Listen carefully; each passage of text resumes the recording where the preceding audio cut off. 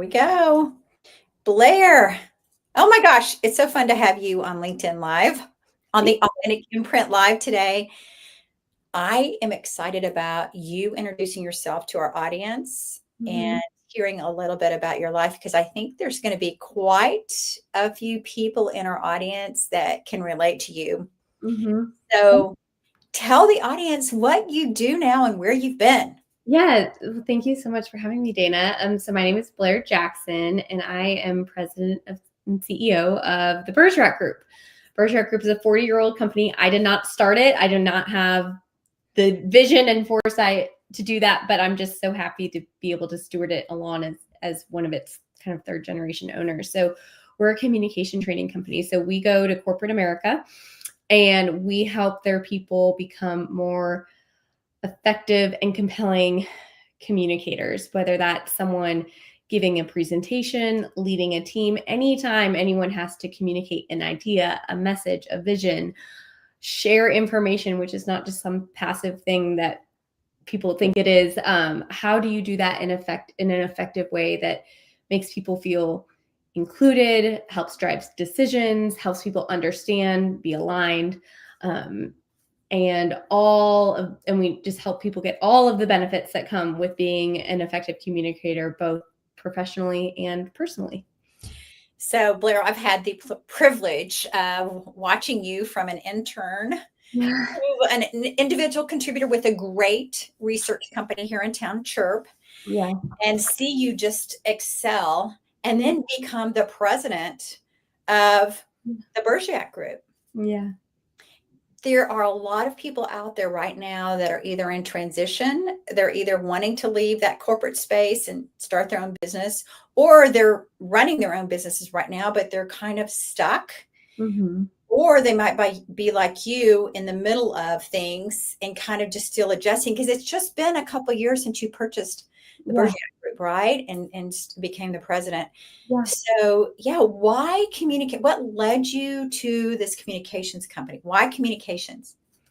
Yeah, so if I think back, like way back to when I was younger, I was that kid in school who I loved when it came time to do presentations in school. I think I still remember in high school that was something you had to do in English class in sophomore years. You had to pass this presentation test. But even I think going back to elementary school, I loved being able to get up in front of a room and share an idea. And I know for a lot of people that sounds weird. I mean, even especially for a young kid. But I think I just figured out early on, there is so much joy and energy that comes from being able to get up, command a room, and know that people are listening and engaging to what you have to say.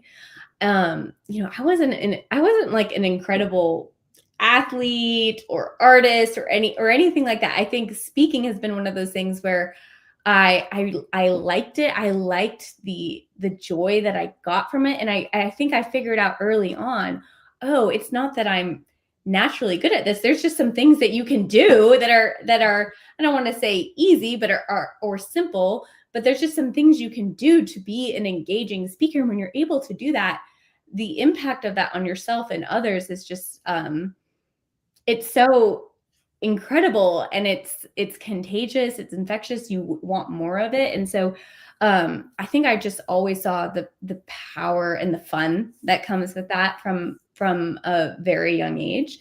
And then fast forward to as a professional, I had to give a lot of presentations in my career to a lot of different audiences, levels, industries.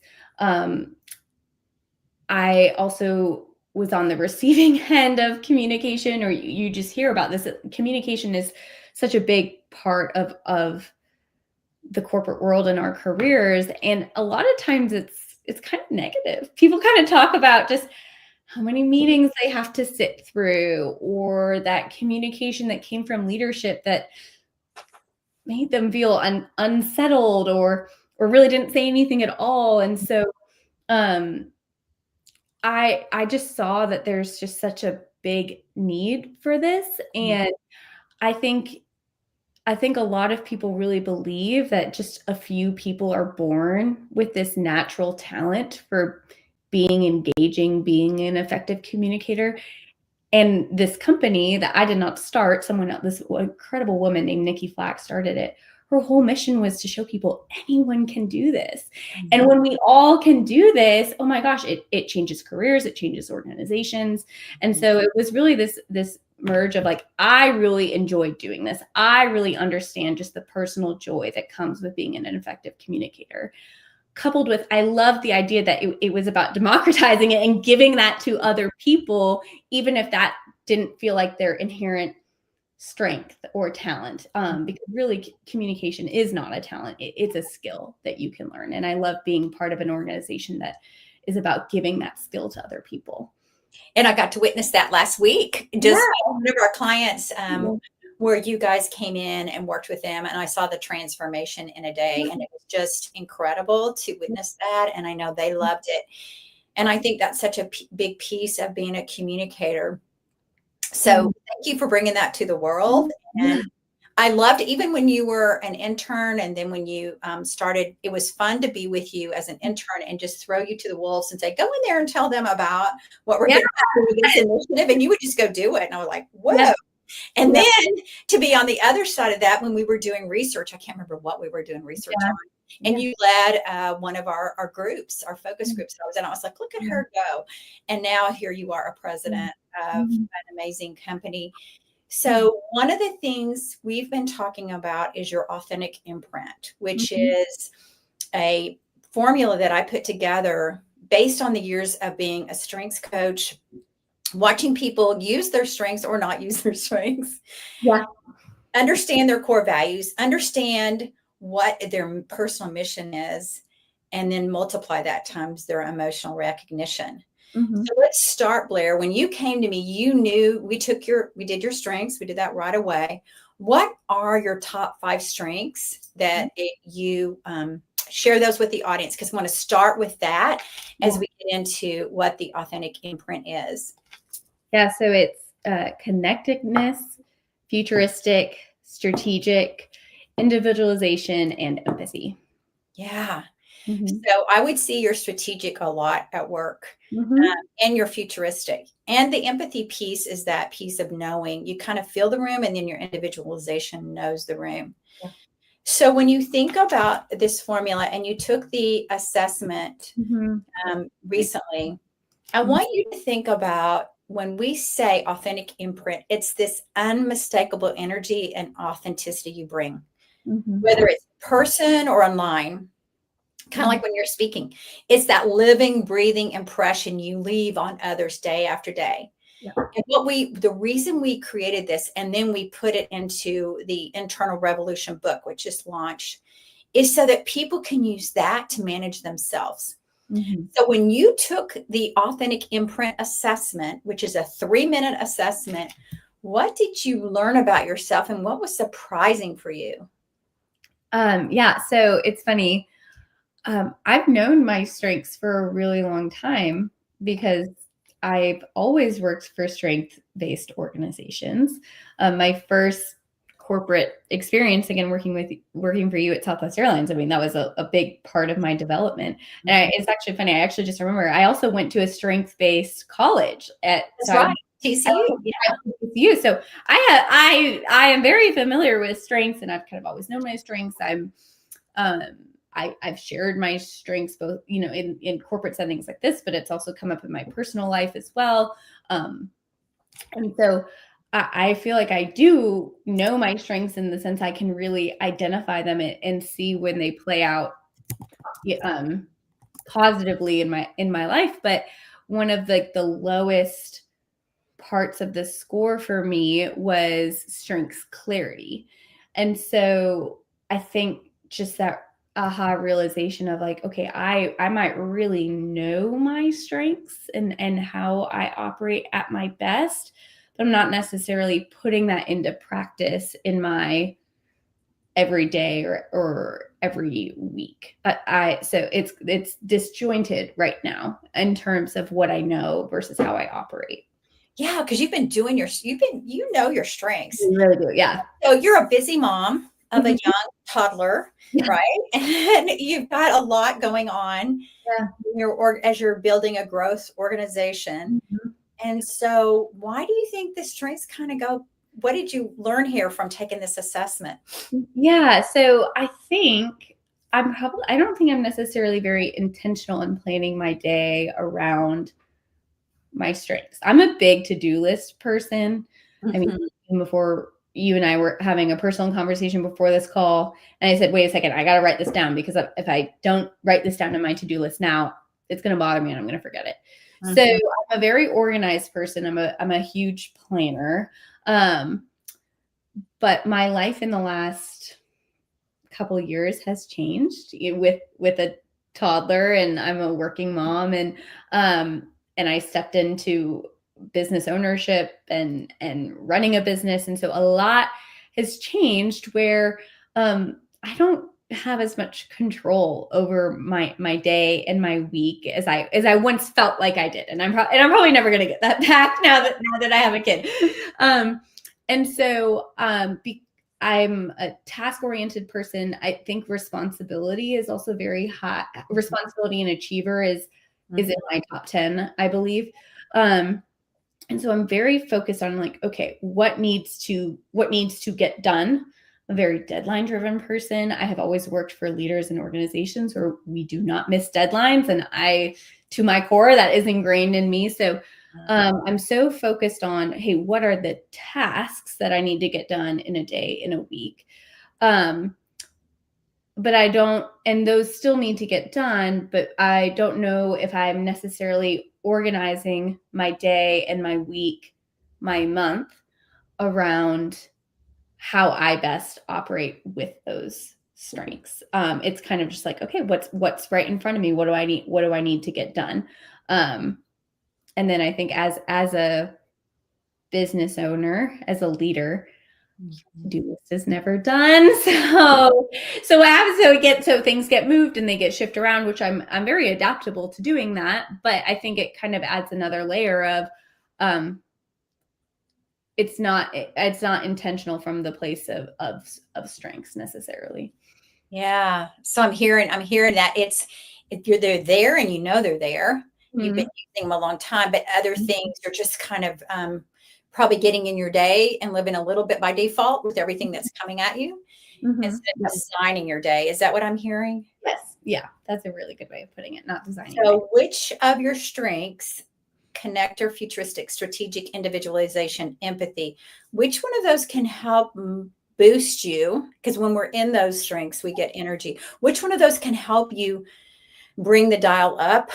on being aware of your strengths every day and using them as Mhm. you're leading your company?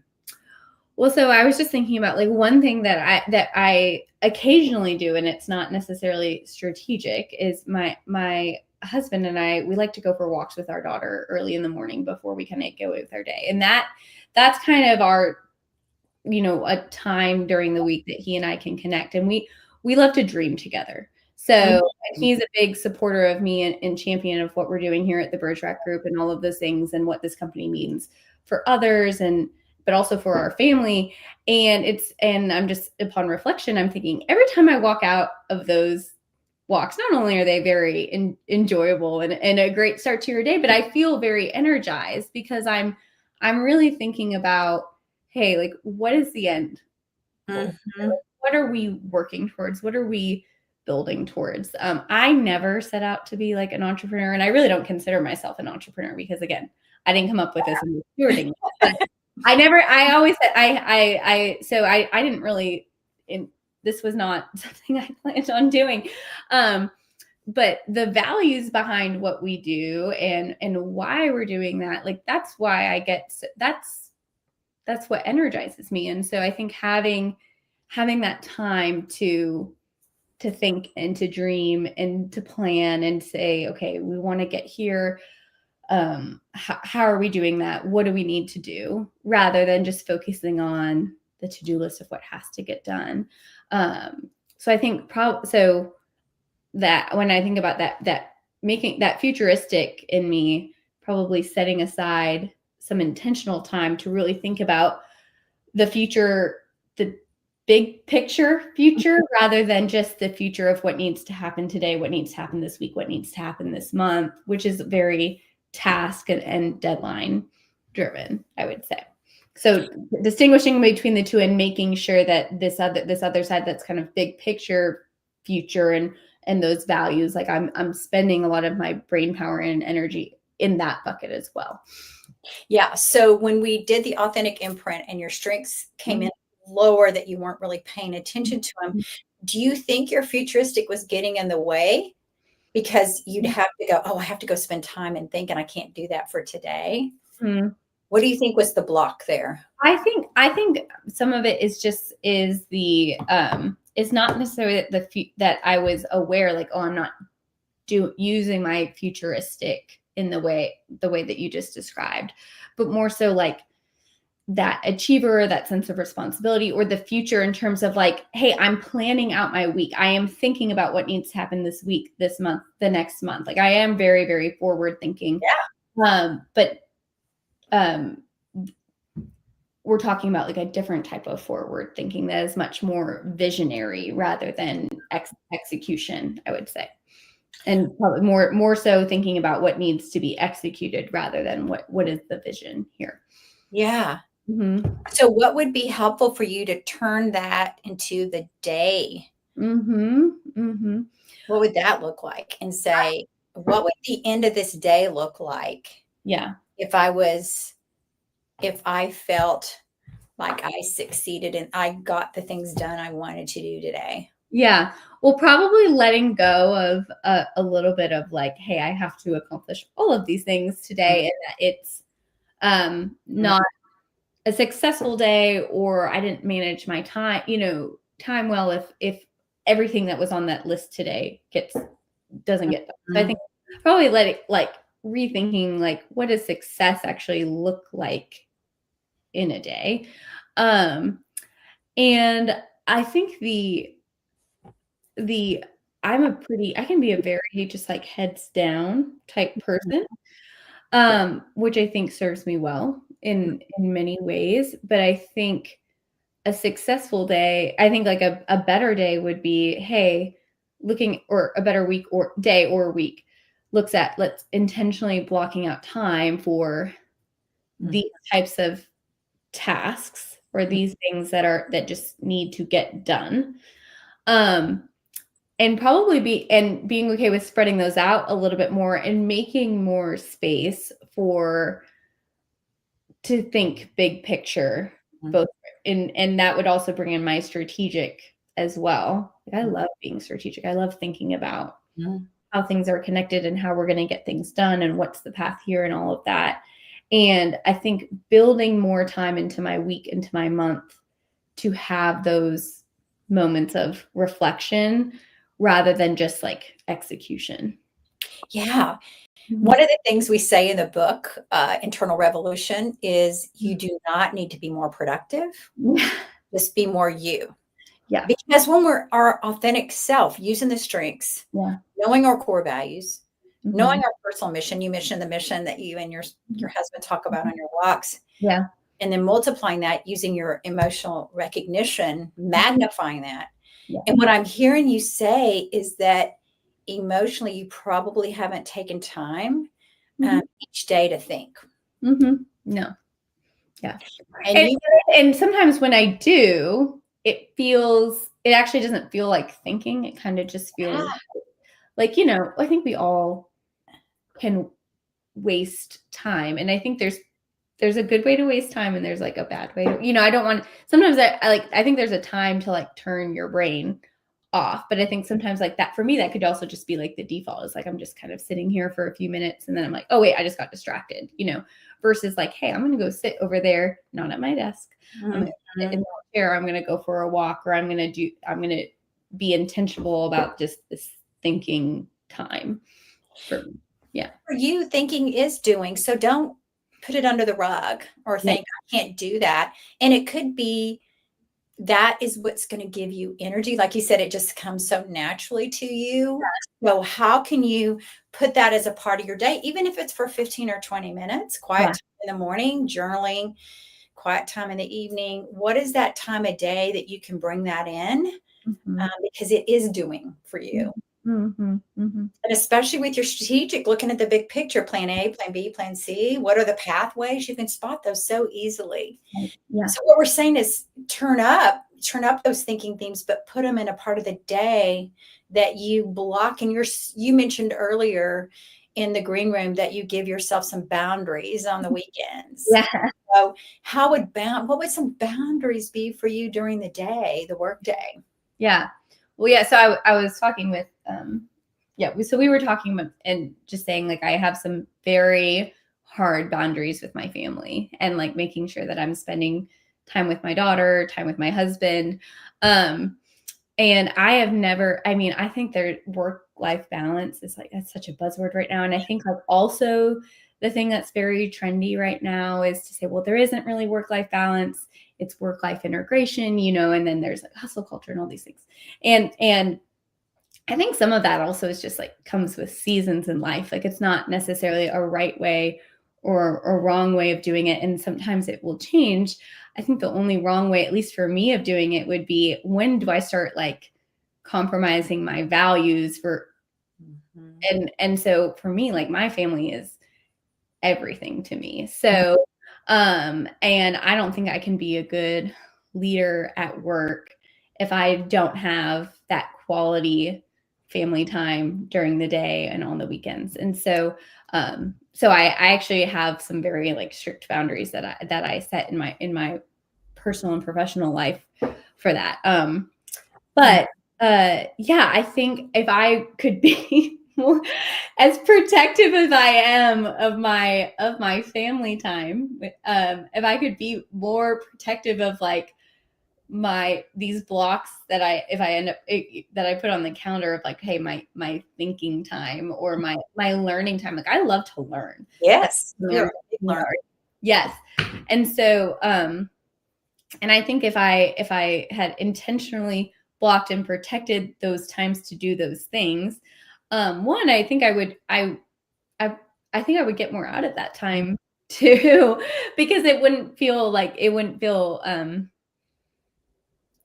guilty is not the right word, but it would feel like something that I accomplished in my day, Yeah. rather than something that I was supposed to do this other thing and I did this instead. And was that right or correct, or was that what the best use of my time today? Yeah. It's like, I love how you mentioned taking what you do with your family and Mhm. your weekends and then putting that on yourself Yeah. or developing yourself and Mhm. because when we use our strengths, it's not just the strengths here. When you think about the authentic imprint, it's like, I'm getting ready to make the decision. What strength am I use? Does this match my core values? Mhm. Mhm. Does it match my personal mission? You mentioned the mission Yeah. statement. Mhm. In Mhm. time, it magnifies when you think about your emotional recognition. Right. So, emotional recognition is another area that you mentioned Yeah. that you wanted to focus on. You have empathy and you have individualization. So, you feel the room and you know the room. Yes. Yeah. Mhm. I'm going to ask you a question. What if you turn those on yourself? Yeah. um, so I think I'm a pretty Yeah. effective person. I know that about myself. I've also been told that about myself. Mhm. Um, I think I have a talent or a skill for being able to identify feelings or what I'm thinking or an idea. And so again, kind of like another when we look at the authentic imprint and where I scored lower, where there's opportunity, it's like the first part of it is true. It's like what I'm doing with it that I think where it's the problem. So on one hand, I think I am very introspective about how I'm feeling. But then but sometimes I think it might just stop there. It's like, okay, what I'm feeling then kind of can get in the way, or I spent so much time kind of thinking about that, and overthinking, I think, how is that going to impact this meeting or this week or this month, or how I feel about this or that. Instead of, well, maybe this is kind of where you can help as well, is like, hey, once you kind of recognize those emotions, what do you do to ensure that you're using that to your advantage rather than letting it kind of get in the way of your week or your day or anything? Yeah, because and we talk in the book, in the Internal Revolution, it's about managing ourselves, because 71% of leaders are looking externally for self-development. It's really all here. It's like when things feel off, we know they're off, but we sometimes want to look outside in the blaming or fixing or avoiding. And it's like realizing we're in one of those areas of the drama triangle. And it's like, how can we flip that? Right. Focus on what we need. And it's like, what do I need? What are my strengths? What is my core values? What is my mission? What can I do to change this right now in this moment? And it's sometimes like going on a walk, taking a deep breath, not having to answer something right then. You've probably been in those moments as leadership, and we've been talking about leadership even in the green room and before we got on today, was, leadership is just a way of life. It doesn't matter how many people you have that are your direct reports. It's what do people feel when you're walking in the room? What do people feel when Blair is in the room? And are you bringing your authentic self in there? It's funny you say, like, just sometimes like something doesn't need to be done right. I am such a high urgency person.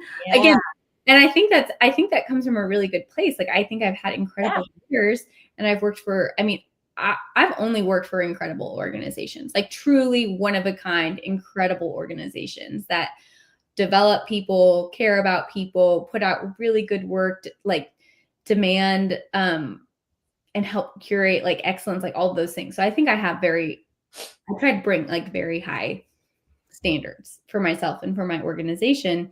And some of that is like very high urgency person. Also, like I'm not a procrastinator either, so I want to deal with things as they come up. And sometimes things just don't need to be dealt with right away, like really they don't need to be dealt with right away. I probably drive my husband a little bit crazy with that sometimes. Do you really need to like answer that email or talk about that right now? And I'm like, no, but it's sometimes I have a tough time turning my brain off. So I think going back to what we said earlier is, what are the things that do energize me? Making more intentional time, knowing that like thinking for me is doing something, and that deserves as much time and attention as some of these like tasks that. And it's sometimes, and we talk about this in the book, sometimes it's just that check-in. We can do it in the morning, but we forget in the afternoon, the evening, because we're just transactional, and it's like, what energy am I bringing in the morning? And then during the day is, what does this situation need from me right now? Ask yourself that question. The evening, it's what emotional weight did I leave with everybody I was with today, or with myself? And just that trigger that you're watching, because when you turn your emotional intelligence, your emotional recognition on you, using your empathy and your individualization, you'll start to pick up on a few things. For somebody else, I'd coach them differently, but you have both of those. So those are all in your tool chest. We just want to make sure you're using them as you're figuring that out, and you can walk through those different chapters, especially Chapter 5 of Internal Revolution, which helps you understand these 4 types of energy. You talked about physical, being able to take a walk in the morning, but there's an emotional time during the day, and then there's mental, and then just the relational. And how do you manage all of those? Right. So, I think for you, it's when do you want to have that thinking time, and how are you going to put some boundaries on that? Yeah. And what would you do differently after this time today? What would be something different you would do? Well, I think one thing is, like, I am a big calendar person, which again, that should be like no surprise based off this conversation. I don't think so organized, right? It's funny. I think I've actually been reading a lot about people who time block things. Yeah. I don't do that. But again, it's kind of just like one of the things I've like put off to the side. But I think physically blocking parts of my day for certain things, including that thinking time, as we've called it, but not just like looking at it in terms of my day, but also looking at it in terms of like, what is the whole week look like? And then what is the next, month might be hard, but 2 weeks even. Because I think I can get tunnel vision a little bit in terms of like, what is the only thing today? But then it's really the big picture that I think impacts how we feel, because our days they're up, they're down, they're this, they're that, but it's the aggregate of all of it. And I think too, like as a new mom, that's something that doesn't come as easily or as naturally as it did before I had kids, because my day was more of Pretty open. Yeah. Mm-hmm. Yeah. I love that. And so for you, because of your futuristic, it's going to give you more energy to look at it 30, 60, 90, because futuristic is so far out. I mean, it's just way out there. So how do we bring it in? And we bring it in 30, 60, 90, then 30 days. What does 2 weeks look like? Yeah. And break it down for yourself. Yeah. So as we get ready for 2026, what's one thing you can do as you think about this? Yeah, well, next week, our office is closed for Thanksgiving. And so I think just something that I can do even pretty immediately is actually just blocking some time, I think, next week to think about 26. Like we've from a project standpoint, from a client standpoint, from a strategic plan standpoint, we've done that. But I haven't done that for myself. Yeah. Personally, in terms of like, hey, what are some of the things I want to, I hate to use the word accomplish, because I think that word in particular, I think for me can get in the way of some things, but I think some things that I want to integrate into my rhythm, my daily rhythm, my weekly rhythm, my monthly rhythm. I think that's something I would like next week, just kind of thinking about, okay, how is that rhythm going to change in 2026? Or what can I do to change some of that rhythm in 2026? And actually write some things down. So that's, it's one thing to think about it, but then actually come up with like a tangible way of integrating it from beyond that thinking. That sounds like, because you're going to be able to use your futuristic and you're going to use your strategic, but I want you to check in emotionally with your empathy. Yeah. Your individualization. Am I customizing this for what I need? You've done it for the company, you've done it for your clients, but now what does Blair need as a president, as a working mom, as a wife, as a friend? Yeah. What do I need, and how can I design my days? So I love that, Blair. And I think so many people, this is just a taste of what we're going to do in a 5-week program coming up in January. And that's called the Authentic Imprint Accelerator. And so we really want to help people for 5 weeks, just go through the Internal Revolution book, look at their strengths, look at the core values, look at their mission statement. If most people don't know their core values, or they don't know their mission statement, and it's like, well, why are we doing things if it doesn't match? And you'll know because something doesn't feel aligned. And you mentioned how aligned you felt when you were able to buy the Bergerac group and become the president, because it aligned with something from way back when and core values. So feel free. Right now, we just opened up registration for any of those that are interested in joining us.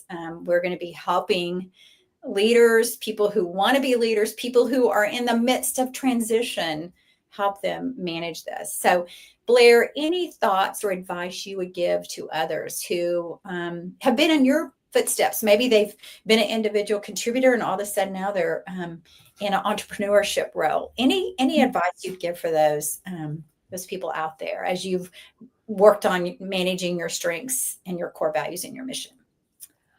Yeah. I was thinking about this the other day. I did not plan to be in this spot that I am now by any means. It's kind of almost comical when I think about it. And I look back at my career, starting from with you at Southwest Airlines to Trip Research with Shannon Mars and Lucy Shepard. And I've had these incredible experiences and these incredible leaders. And you really just don't know how what you're learning or how you're being developed in that moment is going to impact you down the line. Like, I think a lot of times we think of like, oh, well, certifications and there's these promotions and there's these job titles and there's these things I want to do. But something as simple as like writing a proposal deck and what does that standard look like, or how to manage your day, or what values, like think about like the values and visions that your leaders talk about. Like all of that has been so influential on me and in this role that I am today in ways like I could not even have fathomed. So I think my advice to kind of like all of those groups that you mentioned is like, just like whatever is in front of you right now, and whatever feedback, advice, development thing that you're working on, if it's hard, if it's easy, make the assumption that this is like a skill or something that you're going to need 5 to 10 years from now, and you're going to use it every single day. I think there were times where I could get frustrated about things that weren't coming like naturally to me. And I look back now and I'm like, oh my gosh, thank goodness I struggled and I was developed in that, because I'm using that now every single day. And it makes my job and my life and my day so much easier now, because I know how to do it at a very, very high level. But it's not necessarily obvious what those things are. So yeah, just be like, assume like what you're being developed in today, you're going to need to operate with that every single day, 5 years from now. But certainly that's the case for me. And here's what I'm gathering from what you're saying that I like to say all the time is I help people find their authenticity and their personal brand is it's not so hard when you are living in your unique strengths, mission. So many times we're just looking at a piece of it. We're not looking at the whole brand and what the brand essence we leave with people. So I love that you mentioned that, because we're constantly evolving. The leader you are today isn't going to be the leader you need to be 6 months from now. And you're going to, like you said, I love to learn and grow. And so I would just hope that the people listening today will want to go on that deep dive to find their authentic imprint. And we're here to help you and to help guide you and be that accountability partner alongside the way. Things can be so much bigger for us than you probably couldn't even fathom being a president of a company 3 years ago when you were working as an individual contributor, and look at you now. So think bigger and just go internally, because there's a big revolution there. And I'm so excited to see you thriving, Blair. It's so fun in all areas of your life. So it's such a thrill to have you here today. Thank you for sharing, and thank you for being a part of the Authentic Imprint Live. Sounds good. Thank you for having me. It was fun. Yes.